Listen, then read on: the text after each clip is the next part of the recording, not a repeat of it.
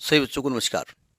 हम बात कर रहे थे नीट फिजिक्स की जो पीवाईक्यूज हैं उनका वीडियो अपलोड कर रहे थे, उनका सोल्यूशन प्रोवाइड करने की कोशिश कर रहे हैं, थे नहीं, ठीक है। उसके तहत हम बात कर रहे हैं यूनिट्स एंड मेजरमेंट की। अगला क्वेश्चन बेसिक खिदमत है आपके सामने, देखिए और एंजॉय करिए। NEET physics PYQs topic units and measurement. देखिए ये क्वेश्चन नीट 2020 में पूछा गया है। क्वेश्चन कह रहा है कि डायमेंशन ऑफ स्ट्रेस लिखिए, बस काम खत्म। स्ट्रेस की डायमेंशन लिखिए। देखो एक्चुअली में वो डायमेंशंस क्यों बोला, अब आप कहेंगे क्वेश्चन में लिखा डायमेंशंस ऑफ स्ट्रेस, वो तो बाद में बात करते हैं, पहले स्ट्रेस के बारे में बात कर लेते हैं। देखो ध्यान से, हमने पढ़ा है इलास्टिसिटी, प्रत्यास्थता आपको पढ़ाई गई होगी, ठीक है। तो वहां पर आपको बताया गया था कि कोई बॉडी पर जब फोर्स लगाते हैं तो इसको हम कहते हैं डिफॉर्मिंग फोर्स, विरूपक बल। और जब फोर्स को हटा देते हैं तो बॉडी फिर अपनी पुरानी पोजीशन में आ जाती है। कुछ ऐसी बॉडीज होती हैं, उन्हें हम इलास्टिक बॉडी कहते हैं, प्रत्यास्थ पिंड कहते हैं, प्रत्यास्थ उसमें कहलाती है, ठीक है। ये स्ट्रेस प्रतिबल होता है। तो जो हम फोर्स अप्लाई करते हैं पर यूनिट एरिया वो प्रेशर होता है, और जो उल्टी डायरेक्शन में वो रीस्टोरिंग फोर्स अप्लाई करती है बॉडी, तो पर यूनिट एरिया वो आपका स्ट्रेस होता है।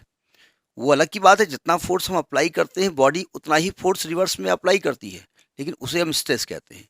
तो पहले तो स्ट्रेस का फार्मूला मालूम होना चाहिए। तो आप जानते हैं फोर्स अपान एरिया। अब आप कहेंगे साहब ये भी प्रेशर का होता है, तो प्रेशर ही है वो। प्रेशर अपान एरिया वो वाला फोर्स है, फोर्स अपान एरिया वो प्रेशर जो होता है वो फोर्स आप अप्लाई करते हैं। और ये फोर्स वो है जो बॉडी अंदर से अपनी तरफ, जैसे आप मोजे पहनते हैं तो इलास्टिक होती है, आप खींचते हैं और उसके अंदर अपना पैर ऐसे डाल देते हैं।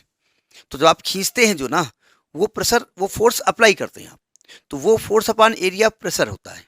और जो आप छोड़ देते हैं और वो ग्रिप बनाता है आपकी पैर में, वापस लौट के आता है, इसका मतलब जो आपने खींचा होगा तो उसने एक अपोजिट फोर्स लगाया होगा, तो वो फोर्स अपान एरिया वो स्ट्रेस होता है। तो अगर इसकी डायमेंशन लिखें तो M L T inverse two force की होती है और एरिया की एल स्क्वायर होती है ना। इसको ऊपर ले जाओ क्या आएगा, M L inverse 1 T inverse 2। ये स्ट्रेस की डायमेंशन हो गई। अच्छी बात है कि प्रेशर की भी यही डायमेंशन होती है, ये भी याद हो गया। अच्छा, स्ट्रेस अपॉन स्ट्रेन, ये हमने पढ़ा है मॉडुलस ऑफ इलास्टिसिटी। तो मॉडुलस ऑफ इलास्टिसिटी की डायमेंशन यही होती है, मॉडुलस ऑफ इलास्टिसिटी।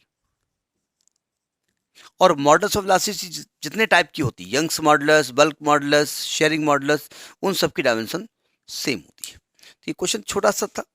आप एक बात ध्यान रखिएगा, भाई ये फार्मूला अगर आपको याद है तो अच्छी बात है, याद होनी चाहिए। लेकिन अगर नहीं मालूम है तो आपको यहाँ फार्मूले को लेकर के एक मिनट के लिए दिमाग पे जोर जरूर डालना कि जल्दी में गलत ना हो जाए, ठीक है। आते आते गड़बड़ हो जाए, क्योंकि माइनस मार्किंग होती है, दिक्कत होती है, ठीक। Seat next in the next video. Thank you.